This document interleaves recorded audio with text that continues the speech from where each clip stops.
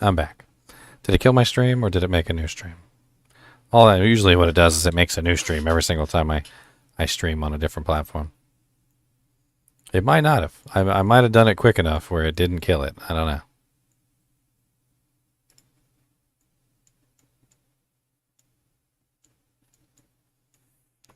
Or maybe it did. Nope, totally did.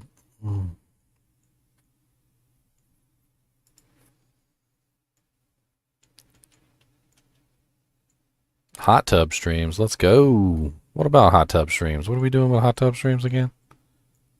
What is it? What are we? Which hot tub streams are we on?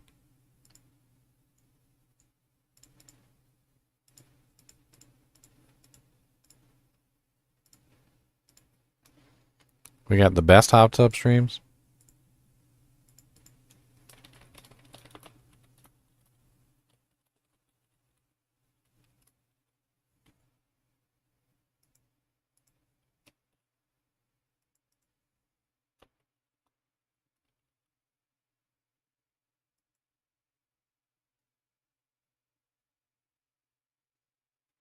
All right.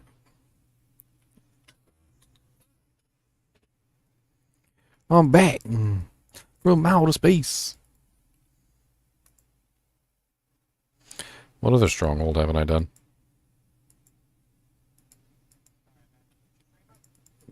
I don't know, I think. Let me go over on Kick and see if it's up.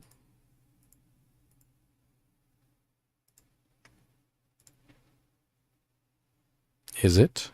Is it?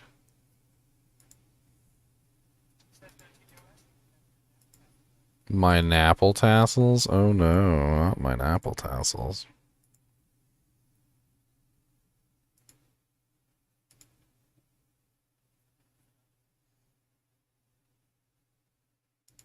Oh yeah?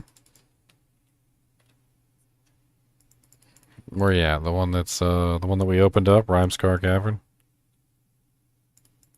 Or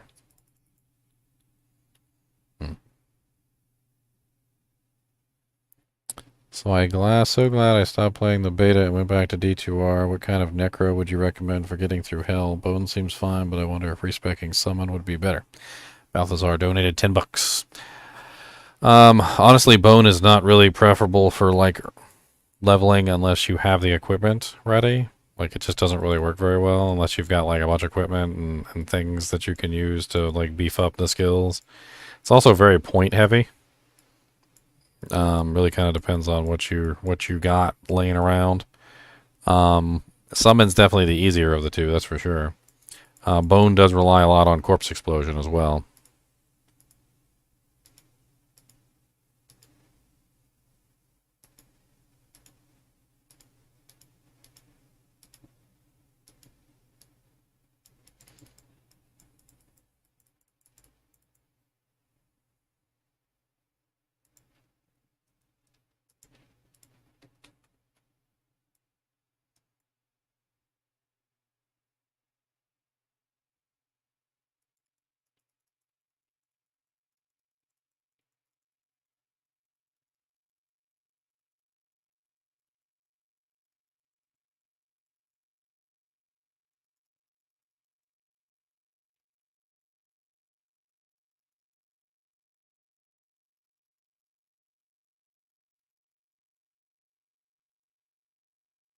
Yeah, because I turned it off earlier. You got any watches in there yet? Thanks for reminding me. I don't even know if I'm streaming. I can't figure it out. Oh, I've got an account. Let me go see if I can find you.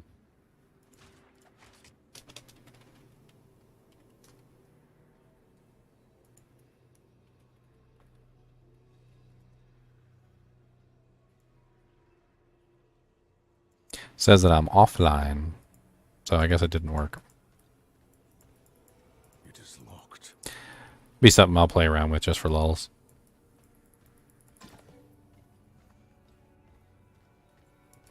Same name it is everywhere, Joy. Ginger Gaming Mentor.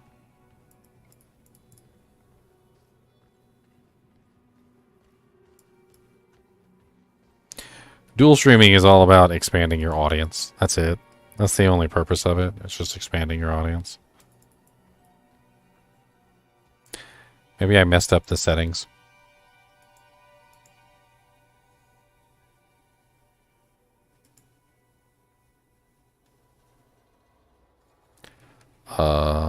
The hell?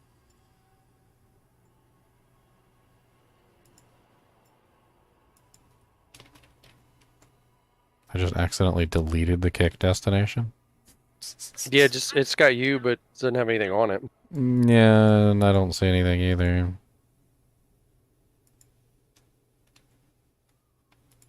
Maybe you not save it. Don't know.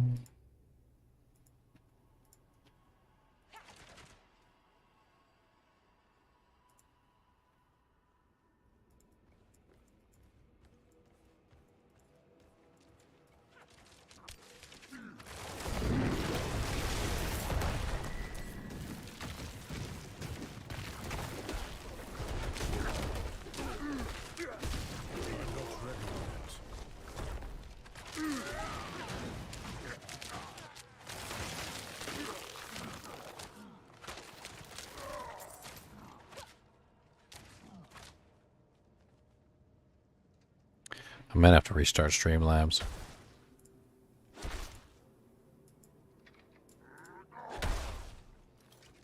It's something I'll have to look into in the future. It's a little late for it right now.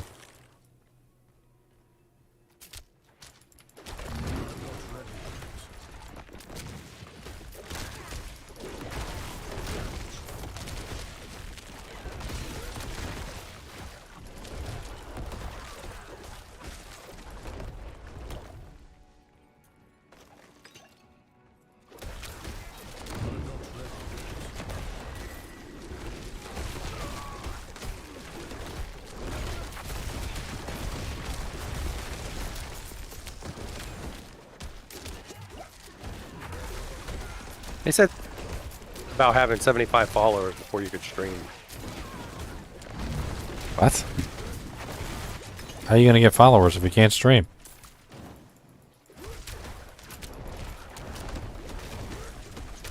I don't know. I don't know why they had that number 75. Well, I need 75 people to go subscribe to me on Kick. That should be pretty dang easy. You'd think, but it's a lot harder than you would realize to like get people to go do stuff. They're like, oh man, I gotta go click buttons. Give me a link. Oh no, I gotta go click buttons. Yeah, everybody go follow me on Kick so I can try and stream over there and have some fun. There you go. There's my link right there. Hit the follow button. I need followers. I haven't made a single video. I don't care. Follow me.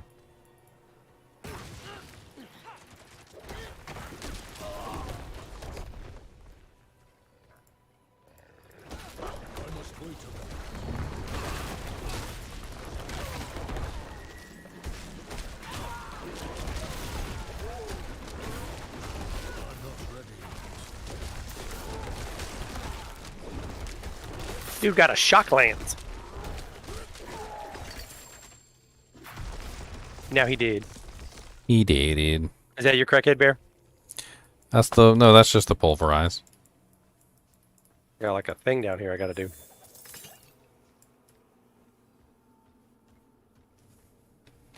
One of the journals was down there.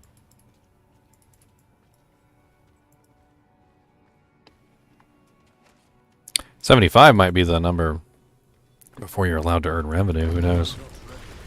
That might be it, like partnered or monetized.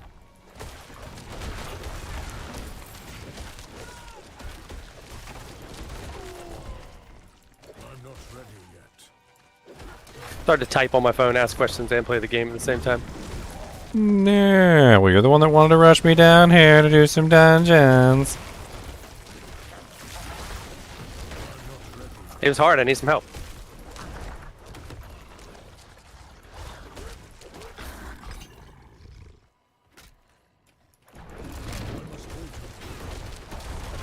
Just trying to play before we can't play no more.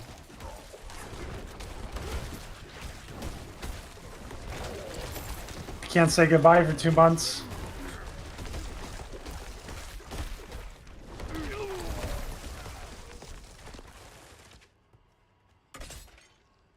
Cocaine bear. There's the other journal over there.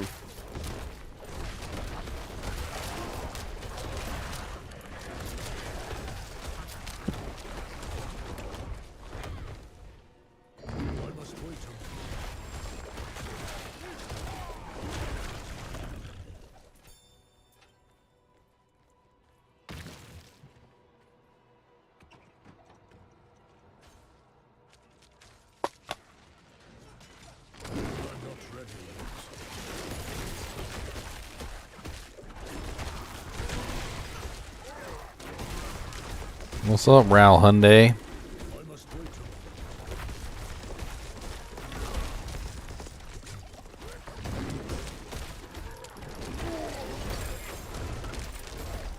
Dude was like doing some coke. You see him?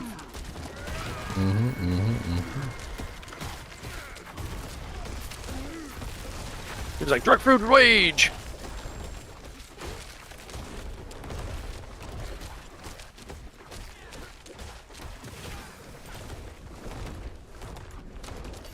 No, he teleported. I was He like, ran away. I was like, he came right back too, though. It was a silly thing.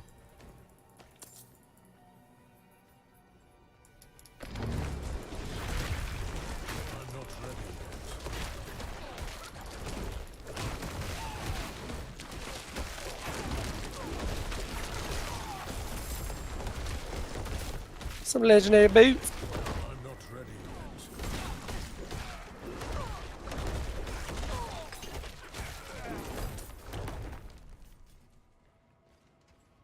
Some booties.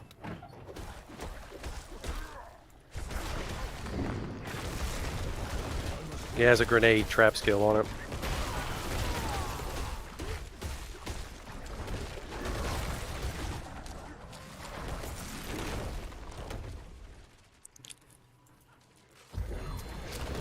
Like I need one more journal somewhere. Check the map; it should be on there. If you've seen it. Yeah, boy, 2 followers on kick. The beginning of an epic journey. I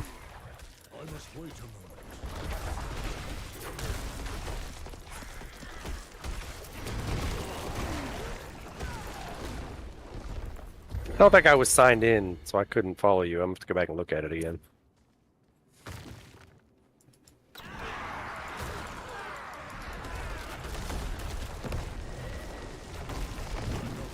You said you think I saw the book somewhere?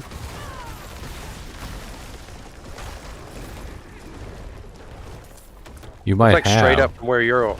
You might. It might be sitting on the map. It's usually an icon.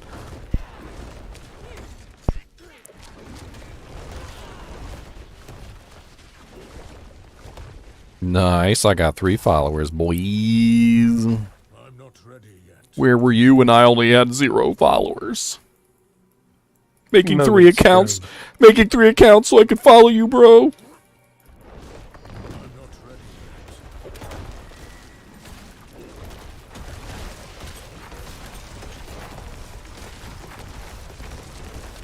I must wait on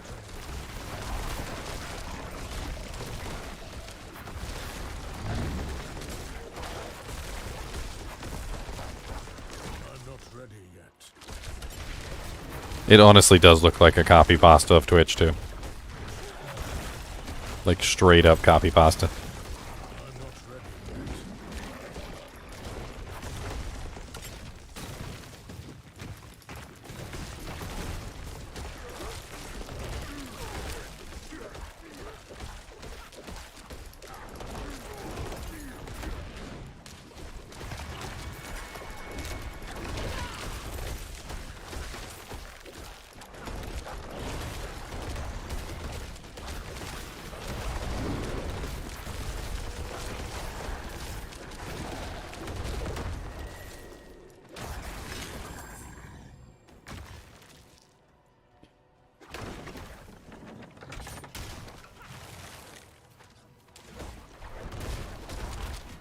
Uh-oh, you got to go on a Rio. I got the rancid gonorrhea.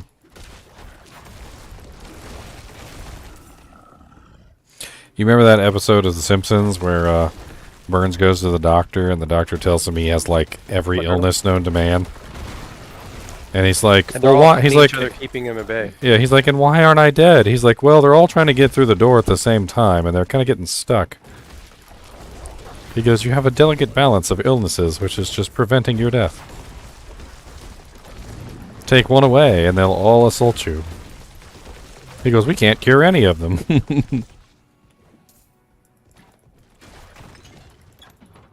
not ready yet.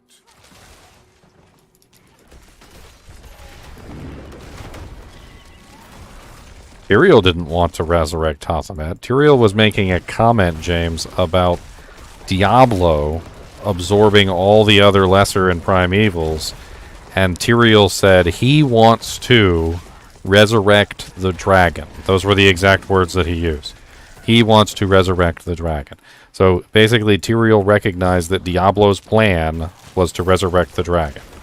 Basically, combining all of the primevals and the lesser evils back together and reforming the power of Tothomet.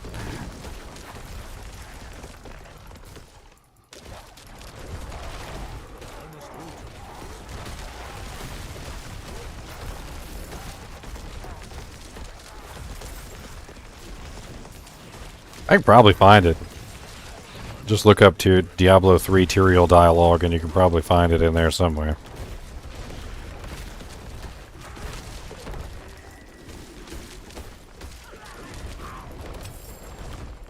Dude was tired. He was sleeping. I must wait. Well, I petrified him, that's why. Poor guy.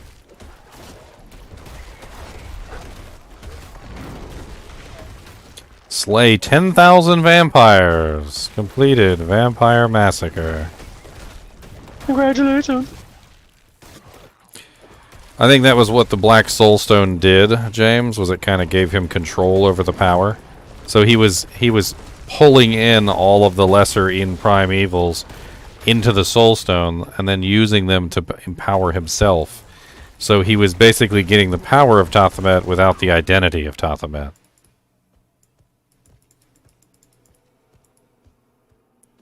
But also, technically, you have to understand that Diablo is part of the identity of Tothomet. Oh, hello, Den Mother. I must wait a minute.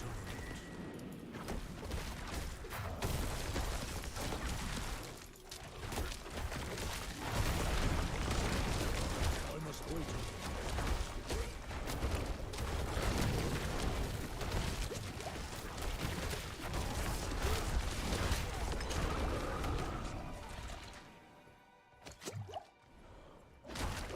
I'm not ready yet.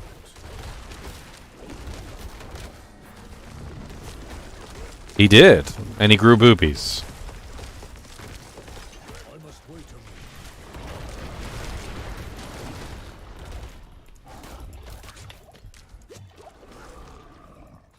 He grew the boobies. De boobies. I'm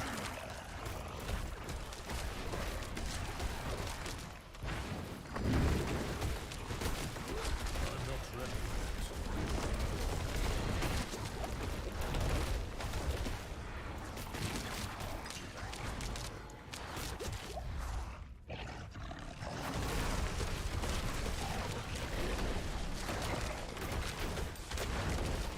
I must wait a minute.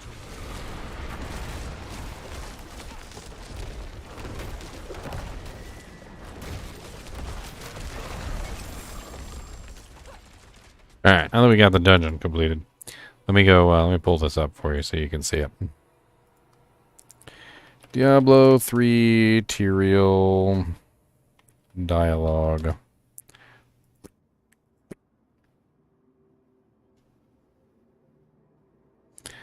Let's see here.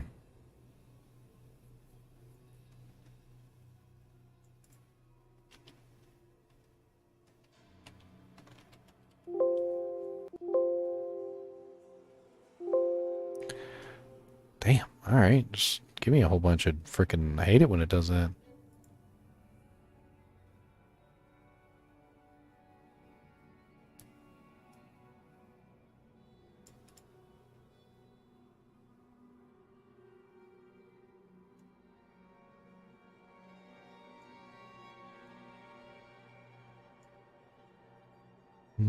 This website really doesn't have a lot of dialogue. I could find a better one.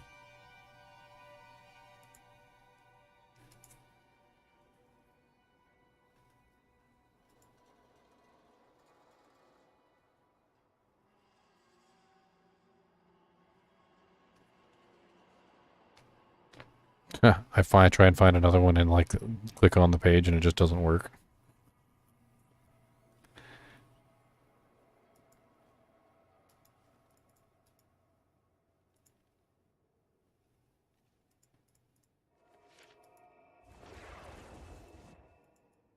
Says I gotta go back to Margrave.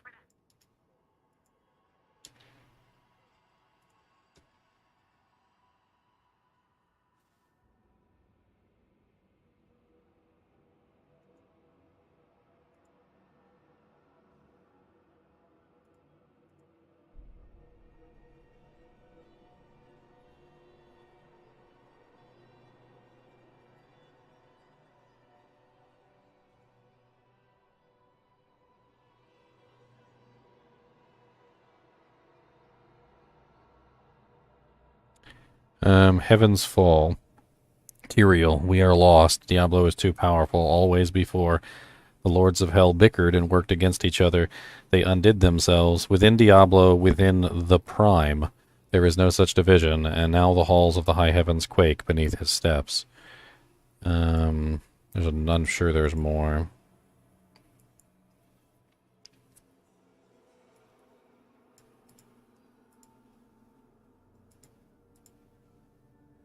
Ah, here it is.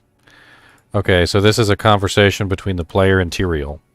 And it says, "What do you speak of when you say the prime evil?" Tyrael says, "It is the sum total of all 7 evils housed within one body. There is an ancient legend, known only to a few, of a great dragon, Tothamet, who was the original embodiment of evil. The legend says that he was ripped apart during an epic battle with Anu, and that the burning hells are composed of his remains." Player says, "Who is Anu?" Just as Tothamet was the ultimate evil, Anu was the ultimate good. It is said that by some that the crystal arch is all that remains of this great warrior. Then Diablo seeks to become the dragon once again. In a manner of speaking, yes. And you can find that at this link. I'll post it in chat for you guys.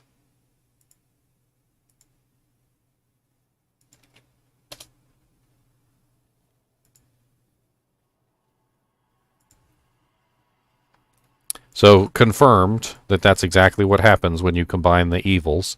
And if you were to combine the evils and the goods together, you would end up with Anu, again, reborn.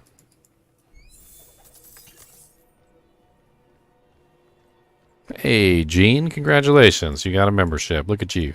Do do do do do do do do do do do do do do do.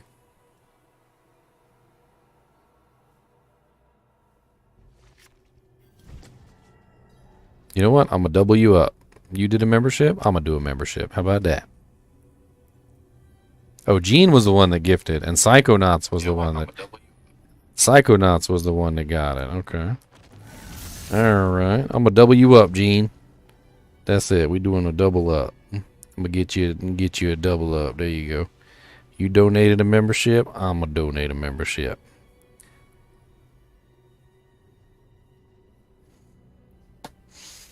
Bam, doubled up.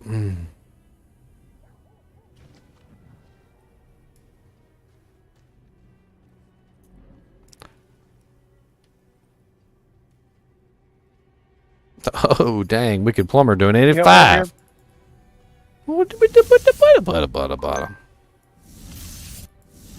See, now hold on. Hold on a minute. You did 5, now I gotta do 5. You do 5, I gotta do for look. See, now we gotta double it up again. We gotta do a double up.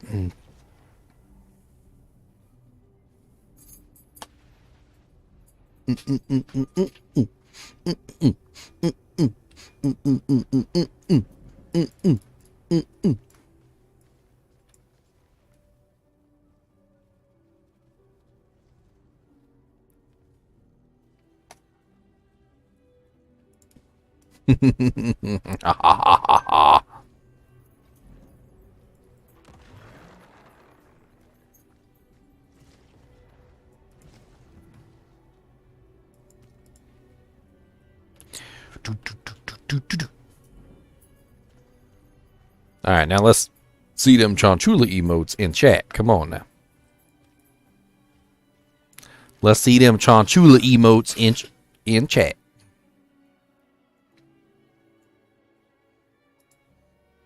Gotta get that. I'm gonna put my chonkers in there. I like Mr. Chonkers. And I always end it with a frog because he looks weird. And the frog. And the frog.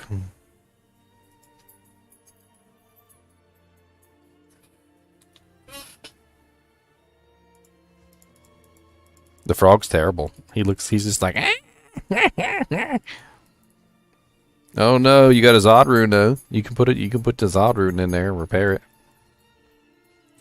I always wonder what would happen if you took a Zod rune and put it in a and put it in a broken item. Like, would it just be broken forever? Put it in something with all the charges gone or with the durability broken. I thought it was supposed to end already. Yeah, it ends in about 30 minutes, 34 minutes. Got a little while longer to play around with stuff. You guys enjoy it? Oh yeah, it was very fun. I think a lot of people had fun. It was definitely I More fun with people? think high up on people's list of Farewell, and good fortune. how would I put it? Just simply, you know, like being surprised. I think a lot of people were pleasantly surprised, I guess would be the term. Right. I don't know. I think that felt great. It looks pretty good. Struck. I mean, there's obviously stuff Followed you you on can Kick, nitpick, but I liked it. You don't know what a Chonchula is? Oh no. Well, I have got the video for you then, Mr. I don't know what Chonchulas are.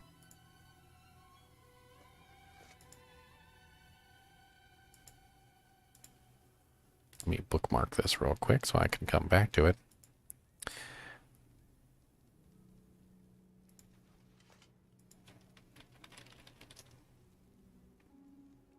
Hey, this is my Mr. Nimoy story time.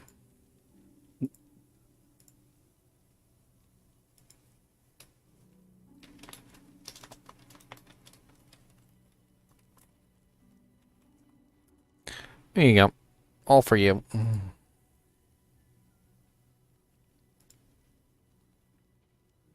Well, I tried to kick it, but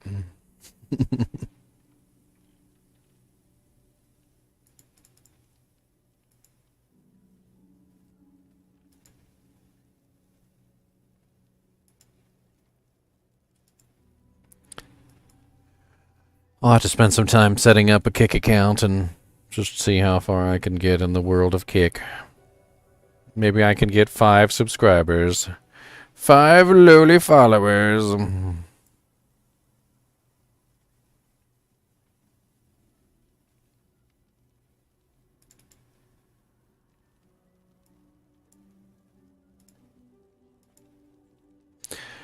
Slowly dive up.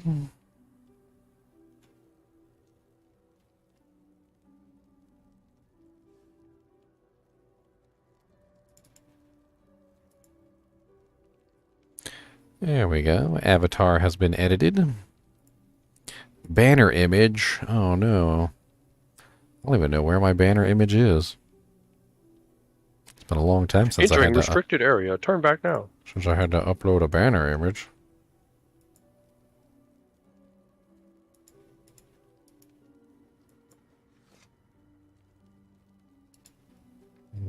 There's my really old banner. Oh, the selected image is too big.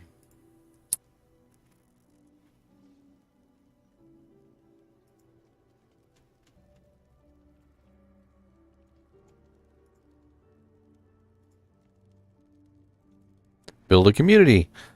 Reach 75 followers. Yeah, it says once you reach affiliate status, your subscriptions will be enabled via your revenue page. Path to affiliate. Yes. She said there's people she knows that are dual streaming on both of them. Probably not supposed to, huh? On Twitch? No, it's against the contract. That's why I dropped my affiliate status on Twitch in the first place. She was going to try it and just to like one day do that and one day do Twitch. I mean, honestly, she'd be better off putting her content on YouTube. That way she could build a portfolio. Twitch and Kick are just the same platform, basically. They're not. She didn't know how to do it. There's no permanence. Well, on Twitch, you can just automatically upload your stuff. It's literally in Twitch. You can enable VODs, and then you basically just go on to Twitch and you just Yeah, she has VODs. yes, and you just go to the VOD and you link your Twitch and your YouTube account together, and Twitch will literally allow you to upload your VOD directly to YouTube. And so you basically just make a whole YouTube account with all your VODs on it, and you just keep uploading all your VODs every single time you finish one. And then before too long, you'll have a whole YouTube account full of VODs and hopefully subscribers watching those VODs.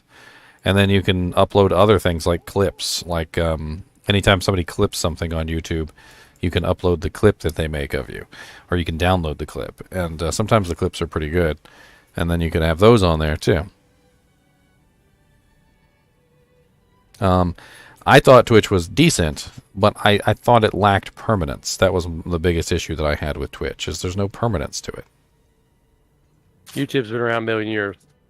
Well, no, it's just, I mean, the VODs are eventually gone. One day the VODs disappear.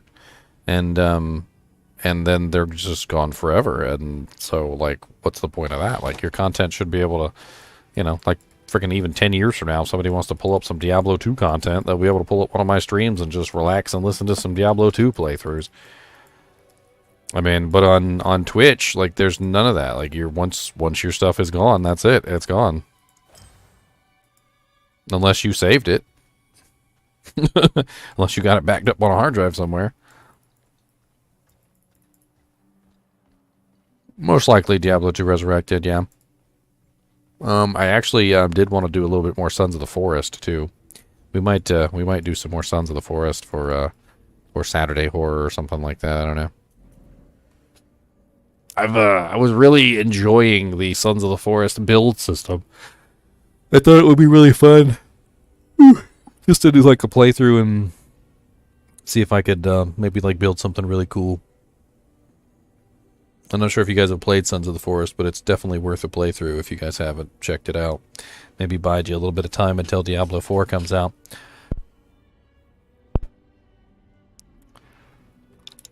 Everybody keeps telling her she can stream on both, and it'll be okay.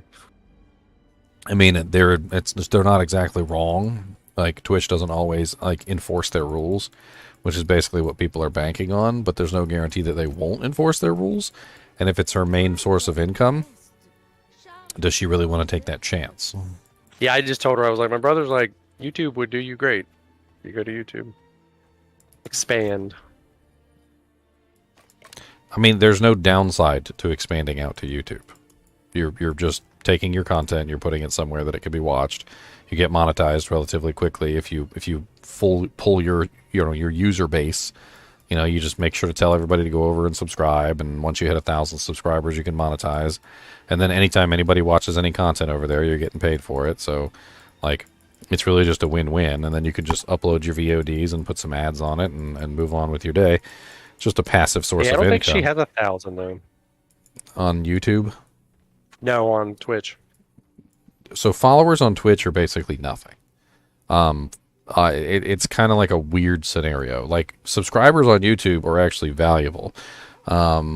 Followers on Twitch are kind of like nothing. And then subscribers on Twitch, which is something different, and that's people that are actually paying you money. That's a whole nother thing. Those are like the more subscribers you get, the better. But subscribers on YouTube is something completely different. And then memberships is essentially the equivalent of subscribers on Twitch. But honestly, your number of followers on Twitch doesn't really mean hardly anything at all, from what I've noticed. I've seen people who have like 15, 20K followers on Twitch, and then like 10 people watching, and then I take a look at their YouTube channel and there's like nothing. And I don't know how they got so many followers, but it doesn't seem like they're actually watching any of their stuff. Which is why building a community a lot of the times is a hell of a lot more important than just simply getting people to click the button.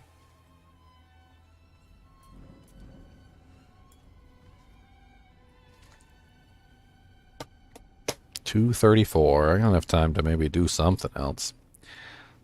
We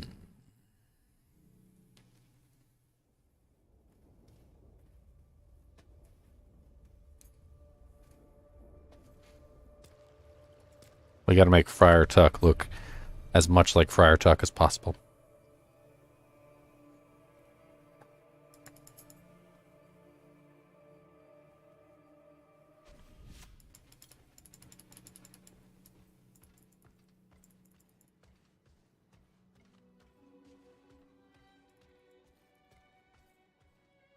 I like his big old axe, though. I got him a big old axe, and man, that axe is nice. It's nice. This big old Sagris of the Wild Rage. Picked up that axe a while ago. Man, that thing hits like a truck. It looks cool, too. I need the key. There's some pretty cool axes. That one kind of looks like a halberd. That one is a halberd.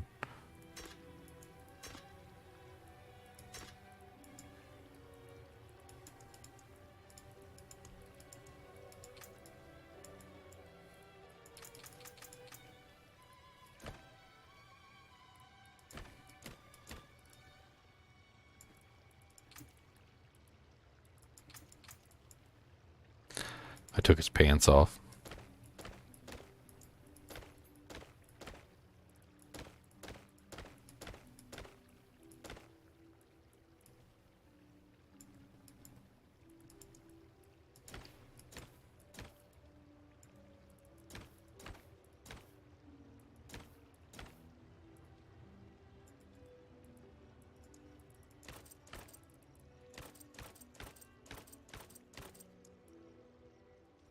Why don't I have this stupid key? I hit confirm. Look.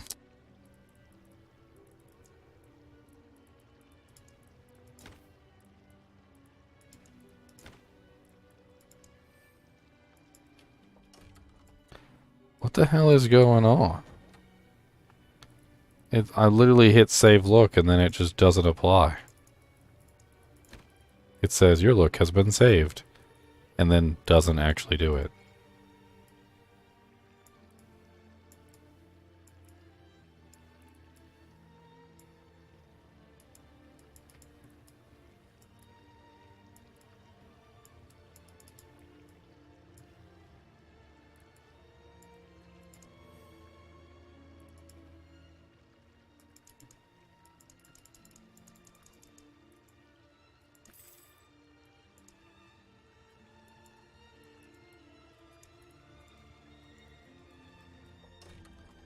Nope, won't save it. And I got no pants on. Got no pants on my bud, and I got no pants on my bud. Got no pants, got no pants, got no friggin' pants, got no pants, got no pants, got no friggin' pants.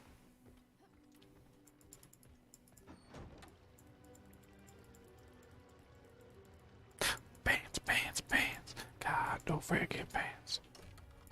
Alright, well, let's save that.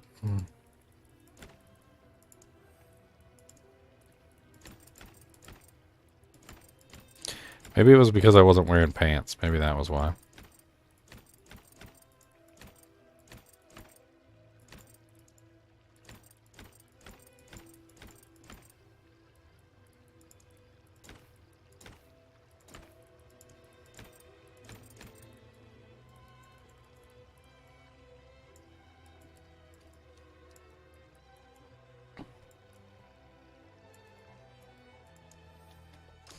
Yeah, I guess it was because I wasn't wearing pants.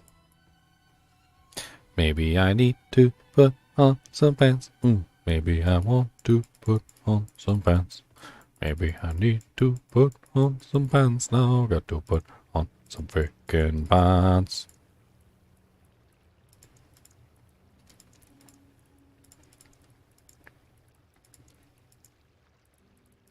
All you need is pants.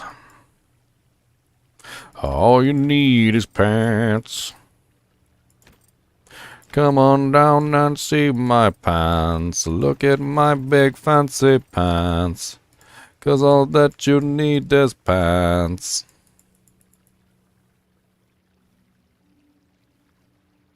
Beautiful pants.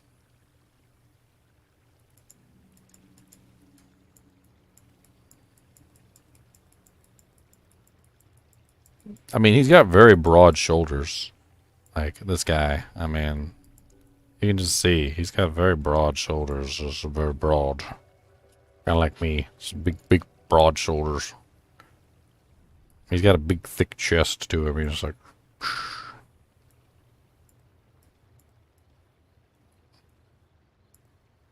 She's talking about how her chat does not show up on the screen. So her videos would be kind of confusing because nobody could see her chat if it was on YouTube. There are ways you can combine the chats. Restream has a chat combining feature that will just take all the chats and combine them into one chat. But I wasn't suggesting streaming to YouTube. I was suggesting just uploading her content to YouTube. But if she wants to dual stream to YouTube, then yes, you can do that. And you can also use restream.io or something like that, which will recombine the chats together. And it will also transmit the chats between the multiple different chats.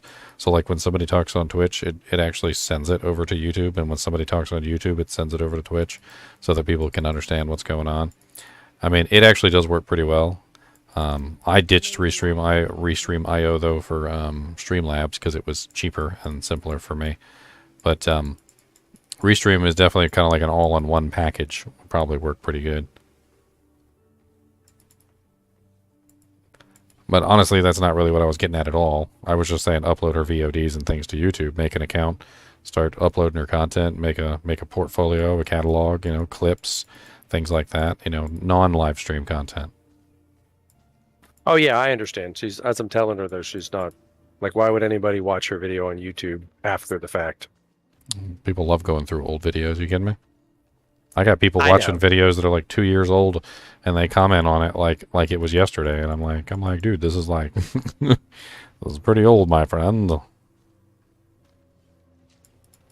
Some people just like to put stuff on before they go to sleep. It's relevant content if it's a video game too, like, you know, if it's a video game playthrough. Some people just like watching video game playthroughs.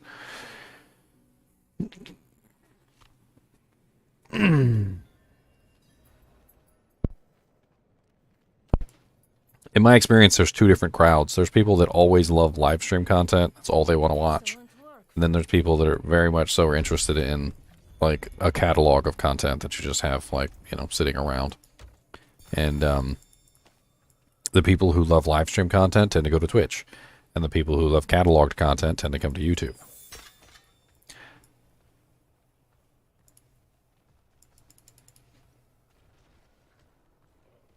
Yeah, I think if she gets a following on YouTube, though, she could expand out from just playing Call of Duty. Well, Like, you know, you've expanded to a lot more. It's more so than that. Like, it's about reaching a wider audience. So, like, if she has her videos on YouTube, somebody might find one. They might watch it, and they might like her stuff. And then they see that she's on Twitch, and they come and follow. And then now she has a new Twitch watcher. It's the same thing with me. Like, I've streamed to Twitch, and I don't have any, like, revenue source coming in from Twitch. You guys watching on Twitch, the 15 of you over there right now, like, you're not giving me any revenue. Like, there's no, like, actual reason for me to be over there except for, like, discoverability. So when someone pulls up my channel on Twitch and they see me streaming and maybe they notice that I'm on YouTube, also, maybe they go check my channel and they come over and now I've converted somebody as a watcher. And that's the only reason I'm even considering to Kick as well. Same reason. Like, if somebody on Kick sees me streaming and they notice that I'm on YouTube, they'll come over and they might subscribe to me on YouTube. Like, it's just discoverability. It's just getting your name out there as far as possible, shouting it from the rooftops. You know, go tell it on the mountain. Over the hills and everywhere, go tell it on the mountain that Ginger Gaming Mentor is live. Basically.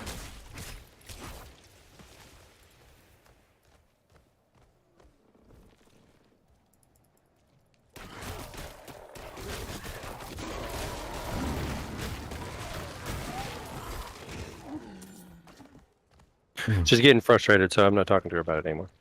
Okay. I mean, don't. She I doesn't wouldn't- know how her chat would show up on YouTube unless it's on her screen, and I'm not able to explain it. Man, if I have a older stream I could pull up to show you, and I don't know. It's been a long time since I've used Restream.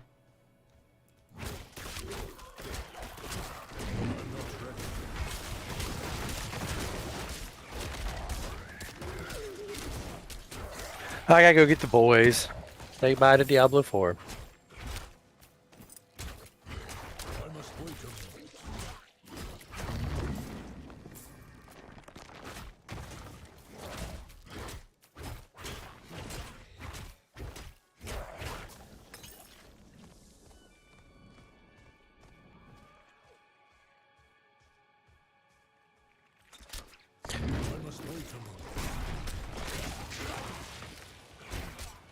Raw. I like how Diablo 4 is just like, you decided to exit. Crash game.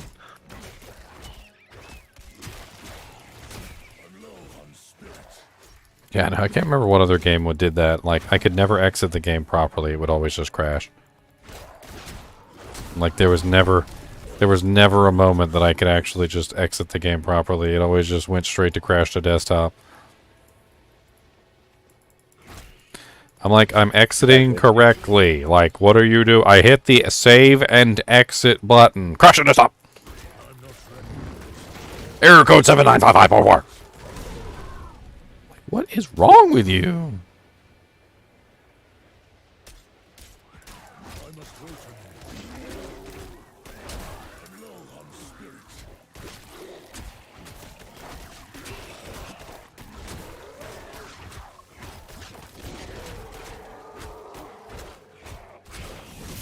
I mean, it's just extreme mastery over the form, right, James K?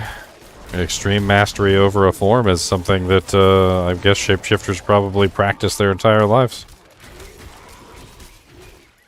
Although I liked Harry Potter's way of doing it better, the Animagus. Apparently that they were limited to that one form. And they could transform at will, but they could only transform to that one form.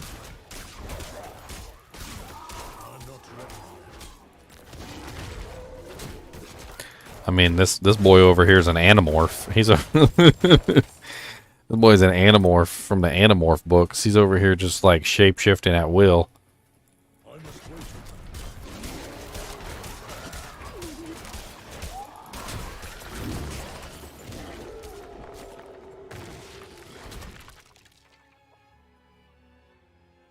Yeah, I'm live on YouTube right now at the same exact time. So there's currently 76 viewers on YouTube, and I mean, if it's not obvious by literally the counter at the top of the screen, they literally says 15 with a little Twitch symbol, and then 70 with a little YouTube symbol. Although it's wrong because it never updates correctly, but it's 76 people on YouTube right now with 41 likes and 19 members on Twitch right now with I don't know, a couple follows from you guys over here. I almost hit 3,000 on Twitch. I'm at 2,957. So I'm a little shy of 3,000 followers.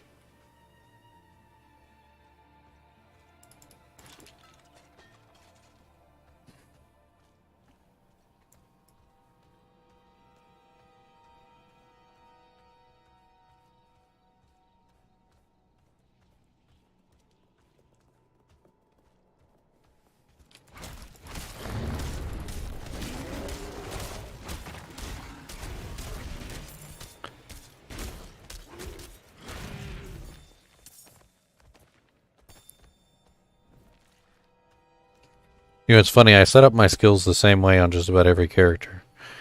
You know, left click, right click, main skill is on number 1, like sub skills number 2.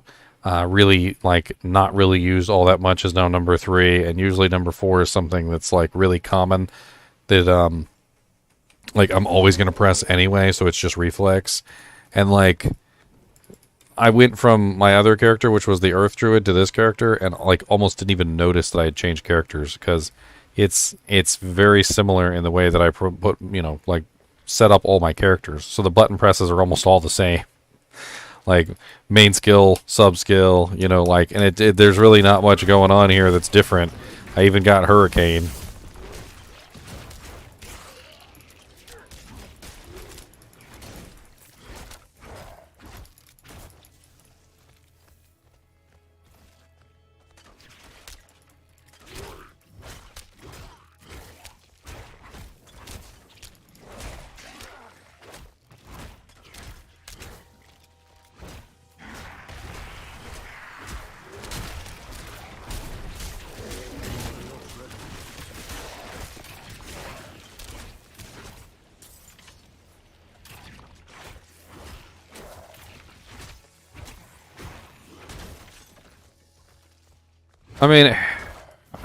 Damage scaling is definitely good with weapons. The weapon DPS definitely does have a lot to do with that.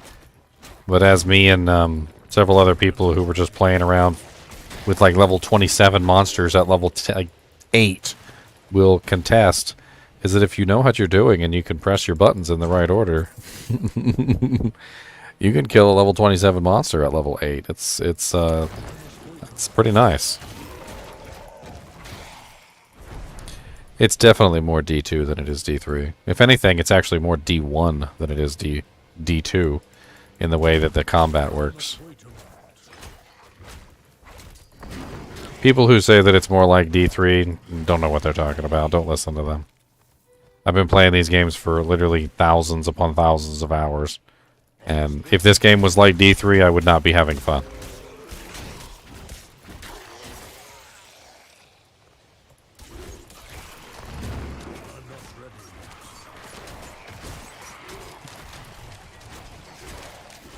It's totally not D3. I must wait a moment.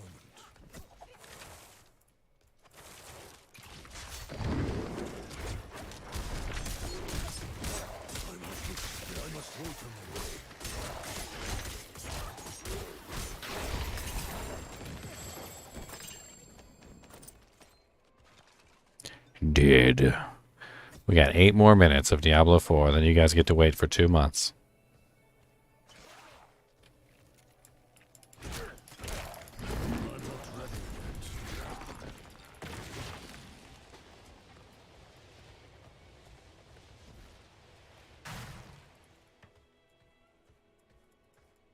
We don't know anything about the end game, Kasey. That's like trying to tell you what the end of the movie is going to be like 10 minutes in.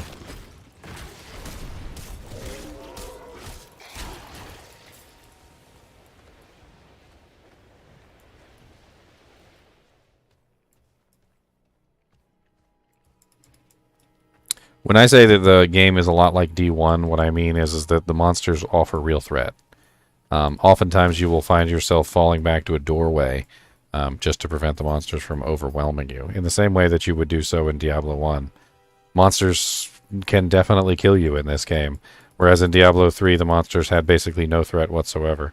I was almost never scared of any monster in Diablo 3. In fact, I could get surrounded by hundreds of monsters in Diablo 3 and usually still wouldn't even, like, bat an eyelash, and could probably kill them all in about half a second.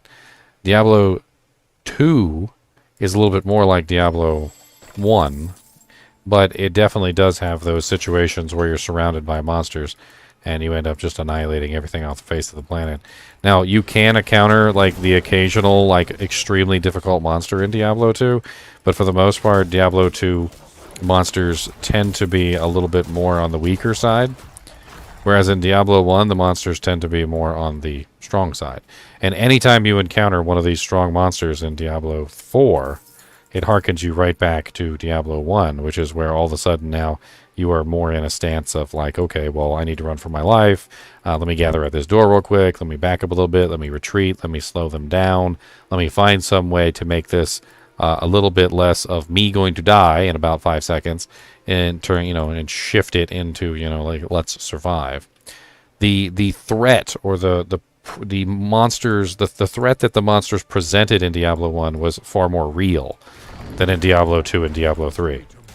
If Diablo 3 was the baby game where literally no monster pretty much had any possibility of killing you, Diablo 2 was a mix of in between Diablo 1 and Diablo 3, where there were monsters that could kill you, but they weren't really that common. Diablo 1, it was like every monster just about could possibly hand you your butt if you weren't careful. And in Diablo 2, you did come across some pretty nasty ones, but they just weren't all that common. Diablo 4, it seems to be a lot more in the direction of there's a lot of monsters that can kick your butt. I've come across quite a few monsters, like the Revenants, that will get you locked in those knockdown states and start sucking out your HP. There's quite a few elites that when they roll the right modifiers are pretty nasty. The Den Mother is pretty sick. The Butcher is actually pretty sick. I mean, I could go on and on and on, but there's been quite a large number of monsters in this game that actually presented a real and lasting threat, as opposed to, like, in Diablo 3, I felt like nothing ever presented a real threat.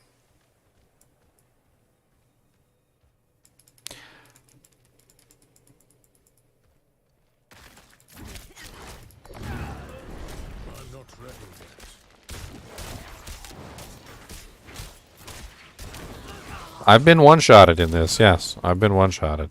Meanwhile, in Diablo 3, like, the only reason you ever died in Diablo 3, and I'm gonna say this with, like, 100% certainty that I know this as a fact, usually the only reason you ever died in Diablo 3 was because you were in a torment or a higher grift that you didn't belong in. Your gear level and your character level, basically, and your paragon level wasn't high enough to take on that content. You knew it. And so if you go to a higher torment than you're capable of running in Diablo 3, yeah, you're going to get your butt handed to you. But that's really just because you're where you don't belong. In this game, however, when you go where you don't belong, it's actually really fun. I was playing around in some of the higher level zones on my low level character, just desperately trying to stay alive with others, and it was a blast. It was an absolute blast. I am definitely hoping that as the difficulties increase, the threat level of the monsters increases as well.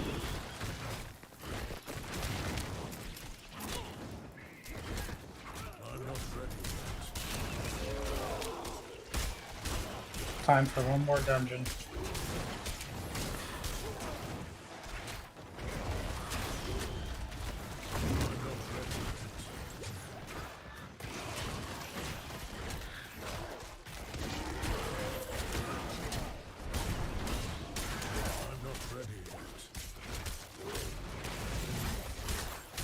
Oh.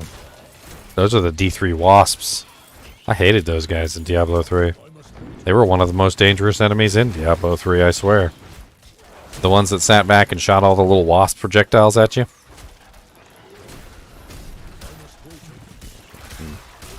That was like one of the very few monsters in the game that I actually hated fighting. Because they would surround you and they'd shoot like thousands of those little projectiles at you. And before you knew they were coming at you, like, because they're so slow, half the time you wouldn't see them.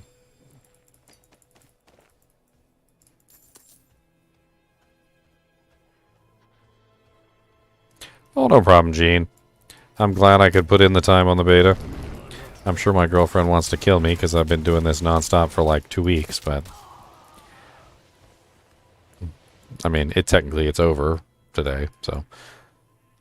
I get to go back to work tonight, have some fun, get some snacks, sleep. I'll probably be putting out some Diablo 4 videos over the next week or so. Maybe like clips and things that I've figured out, or videos that I decide to put out. I'll probably put out a video on my Earth Druid, at the very least. He was very fun to level up. I'll see if I can do a 1 to 25 on him.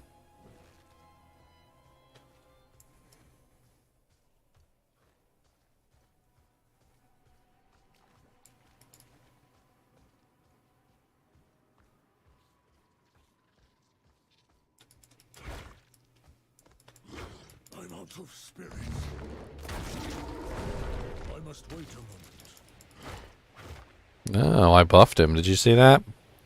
The NPC got my buff. Let me see if I can do that again and show you. So when I use the howl, it turns you red. Watch. The NPC got the buff. So my howl works on the NPCs as well. That's interesting.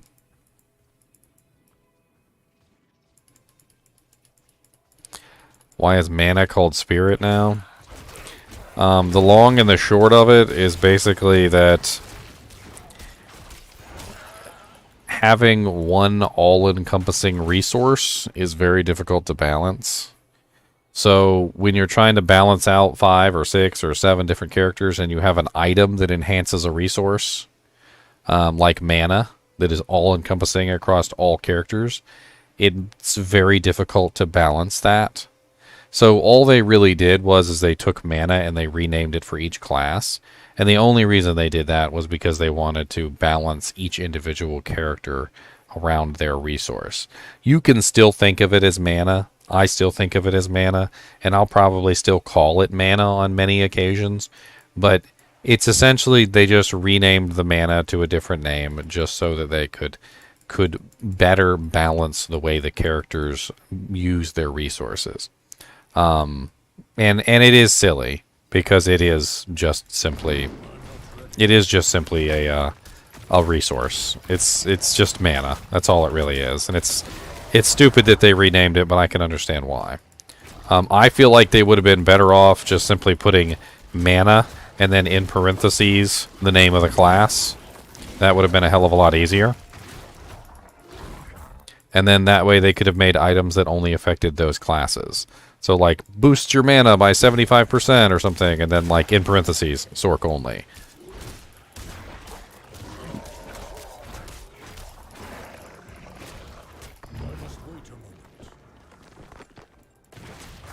There's ways you can beef up the resource regeneration for Spirit.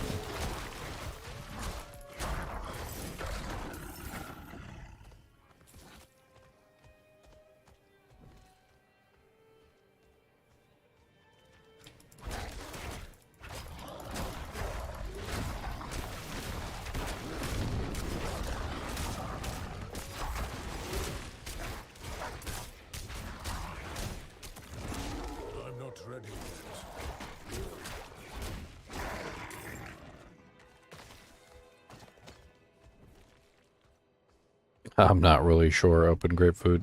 Fruit. A little late to be thinking about that, though. The game's about to crash.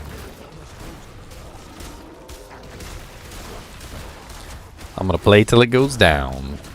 And then I'm going to go get myself something to eat.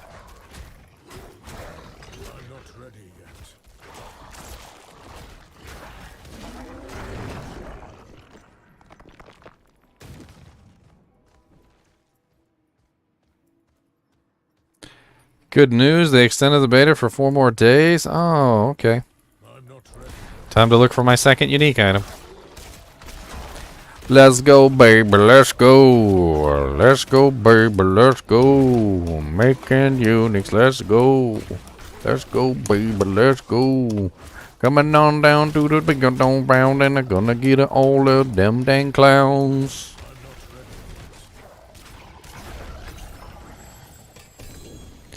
Two-handed mace. Right at the end when I can't use it.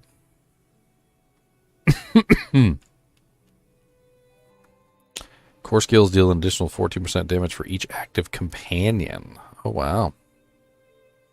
Okay. See, I'm finding more and more companion legendaries. There seems to be a whole companion build. And we're not talking about the girl at the 7-Eleven.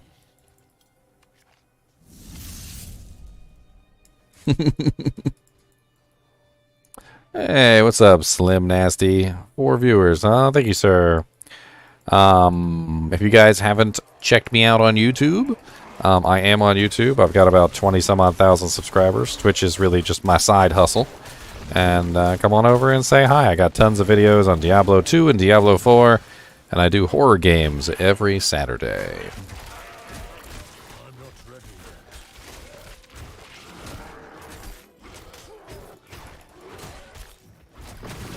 Oh, you didn't get the unique? I got the unique earlier. I was pretty excited about it. I made a video on it.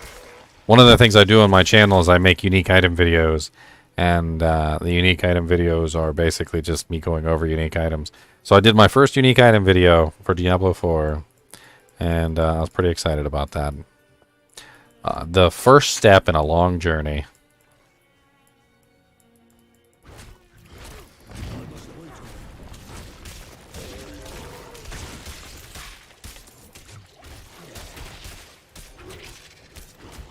Well, I was saying it more for the people that just rated in Cheese Shy, but, you know, you too. You too! I must wait a moment. Dead Space. I played Dead Space. I couldn't stand how buggy Dead Space 3 was. It was a steaming pile of garbage. But,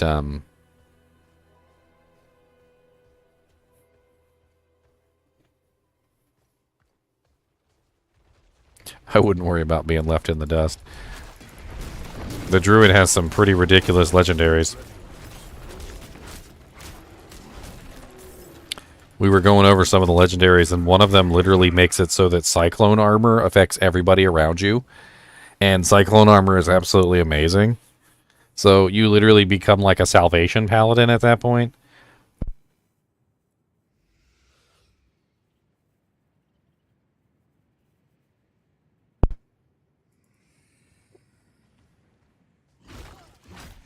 I should do a ranking the classes. That's what I should do.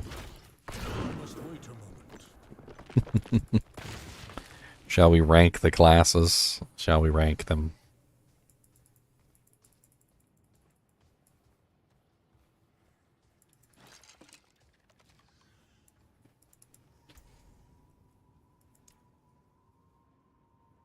Let's rank the classes. I think it'd be funny.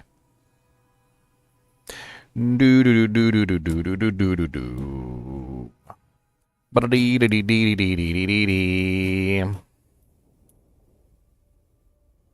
It might not let me. Okay, let me to the screen. All right, good. I'm going to use this as my video. My intro never plays, but whatever. I'll just have to do what I did earlier and make my intro play. One way or another, we're gonna find you.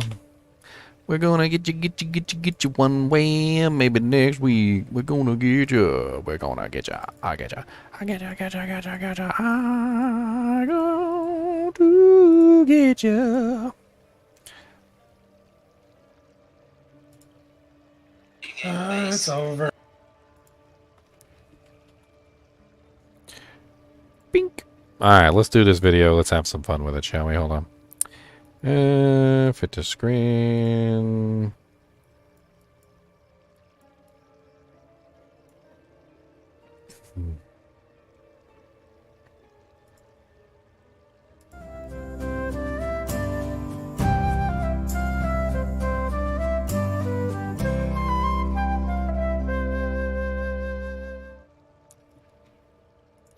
Hello guys and gals, and welcome! So, beta is now officially over, and you know what I was thinking? Let's do a ranking real quick. Now, I didn't get to play every single build on every single character, but I did play multiple characters, including multiple druids, and I had a lot of fun playing all the characters, and I thought it would be fun to rank them from worst, what I feel is the worst, to the best. Now, we only got to level 25, so let me preface this just by saying that, you know, we really can't tell the full power level of the classes in this beta. But if I have to rank them by worst to best, unfortunately, I think I have to say that the Druid was the worst. And it's not because I think he's terrible, but it's because he didn't have access to his spirit boons. So the druid has a whole tree of spirit boons that give him some pretty massive increases in his usefulness. And he did not have access to any of them during the beta, and unfortunately I think this just really hurt the druid overall. He was still a very playable character. I had a lot of fun with the druid, and I did both an earth druid and a werewolf toxic druid, and I also played around with some of the other abilities like the storm abilities and whatnot, and I had a lot of fun playing. It was a very challenging build, but definitely without those boons I can't really get a good feel for the druid. And I think in the future, once we have those boons in our hands, I think the druid will be a lot more powerful. But there was also a lot of issues with the builds on the druid. So one of the things that I noticed with the druid was that a lot of his builds required more points than some of the others. Like when I made the bleed barbarian or the lightning sorceress or the trapsin or even the necromancer, it felt like I had plenty of points, skill points, to do what I needed to do at level 25. And I know when we get to level 50 and we cap out our renown, we're going to have more skill points. But it was a lot harder to make the builds that I wanted to make with the druid than it was with the other classes. The next on the list, I would say, is the Barbarian. And the Barbarian was also restricted in the same way. He did not have access to his expertise system. Now, I had no problem killing anything in this guy, but one thing I will say is that the Barbarian was a lot harder to level up than some of the other classes, but once he did get access to his skills, once he did have his passives and everything set up, he was actually a force to be reckoned with. And that's why I'm going to give him the number, what is it? We have 5 classes, so the number 4 slot. He's going to get the number 4 slot. Next on the list, I'm going to have to put is the Trapsin. Although the Trapsin was, or rather the Rogue in general, although the Rogue was really powerful, and I did feel like the Rogue was really powerful, I did feel like the Sorceress and the Necromancer beat her.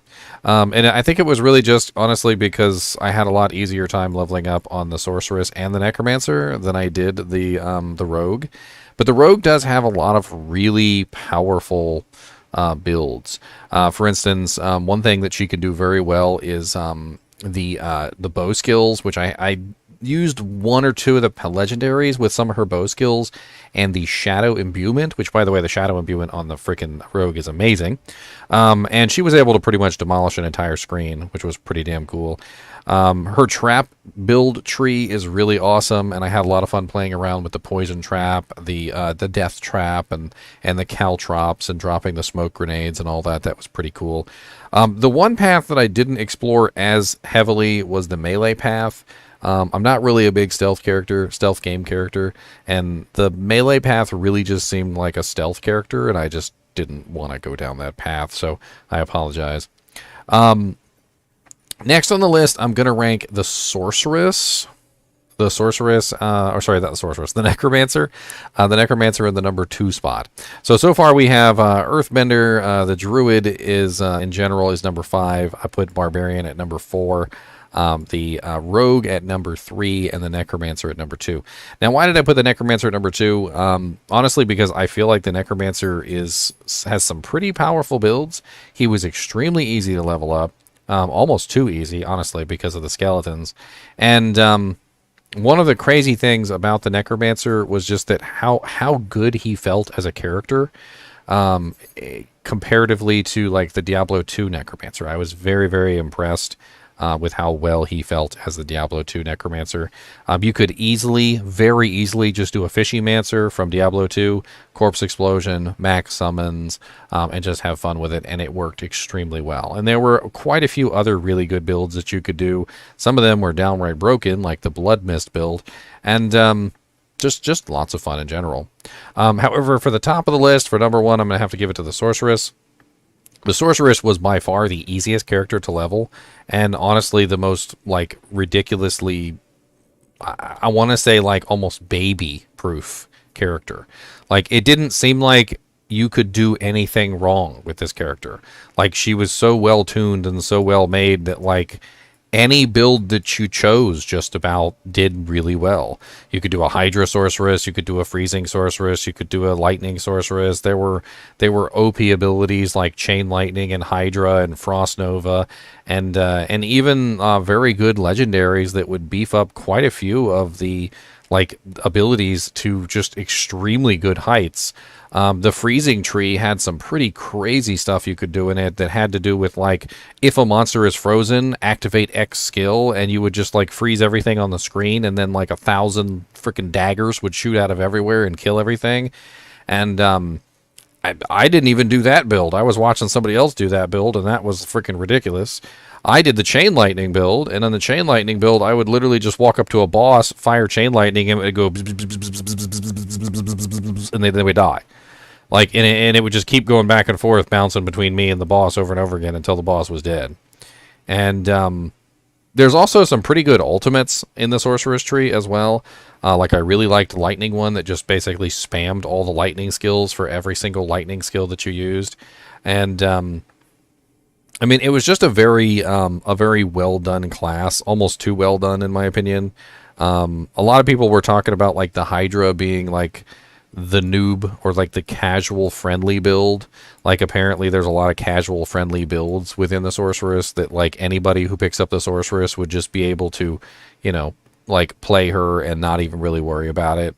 Not even really worry about min-maxing anything or making the character into something special, because, like, you can pretty much just pick whatever you want, let's string it together, and it works.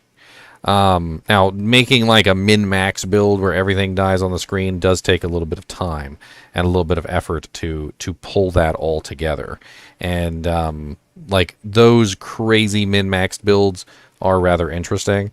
But you don't even have to min-max to do well on her, and that's why I'm ranking her in the #1 spot.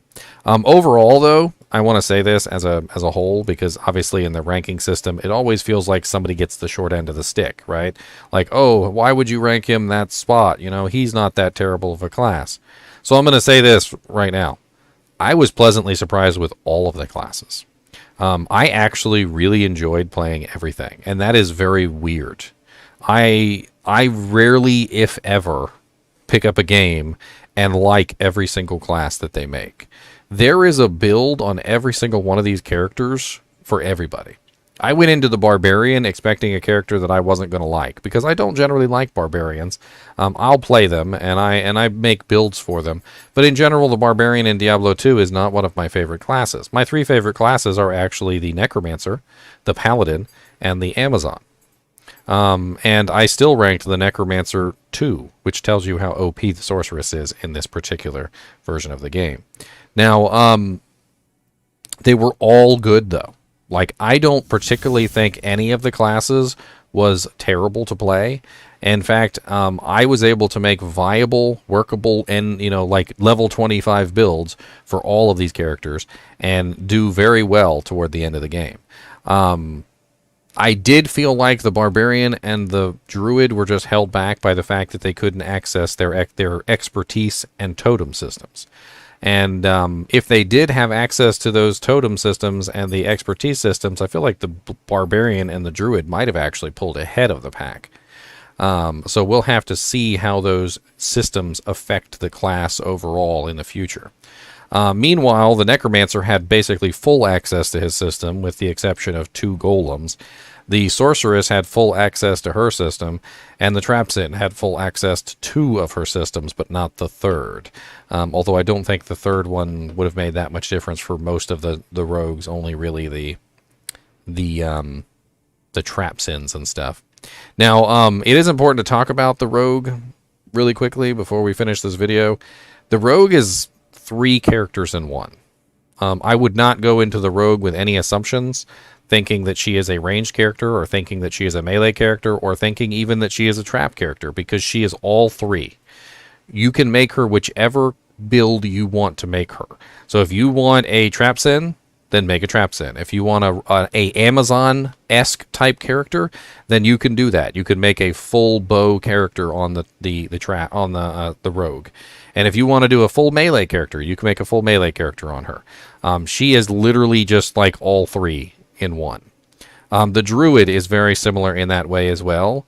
The druid literally has a build for a really tanky bear, a very aggressive fighter werewolf, a storm druid, a earth druid, and like a whole bunch of builds in between, which are just kind of crazy. Even a wind druid as well.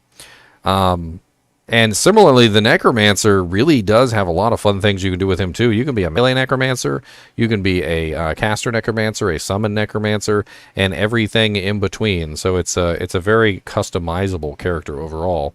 Meanwhile, the Sorceress is exactly what you would expect. She's fire, lightning, ice. And you can mix that fire, lightning, and ice in many different combinations, but that's what she is. She's fire, lightning, ice. And if you choose full fire, you can go through the full fire tree. If you choose full ice, you can go to the full fire, the ice tree, and so forth and so on. But a lot of people actually have found some fun in mixing together the abilities because they do have some very interesting synergistic properties. Anyway, I think that's pretty much it for this. And as always, I do appreciate you guys and gals watching my videos, even when I can't play my outro. And as always, keep watching.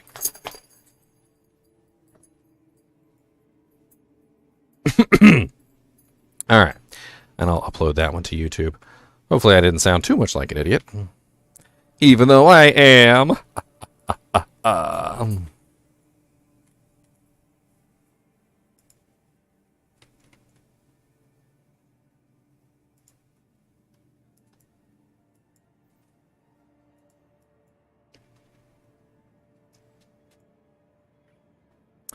All right, guys and gals, it's been fun, and I doubt I can log in. It's probably going to give me an error message, but let's try anyway.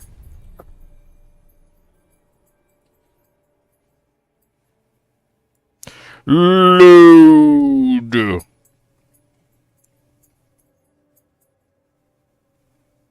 Yes, this is a stream, Jaden.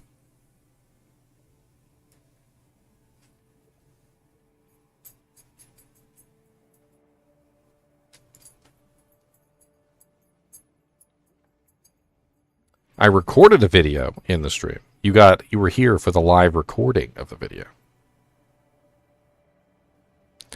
Yeah, so it looks like we are down. Down, down, down. Alright, guys and gals, it's been fun. It's been a fun beta. The next time I'm on, I'll be playing like Diablo 2 Resurrected or a horror game or something. Or maybe Sons of the Forest. Sounds like fun. And when Diablo 4 launches on June 2nd, you can guarantee that I will be there. As always, thanks for watching, and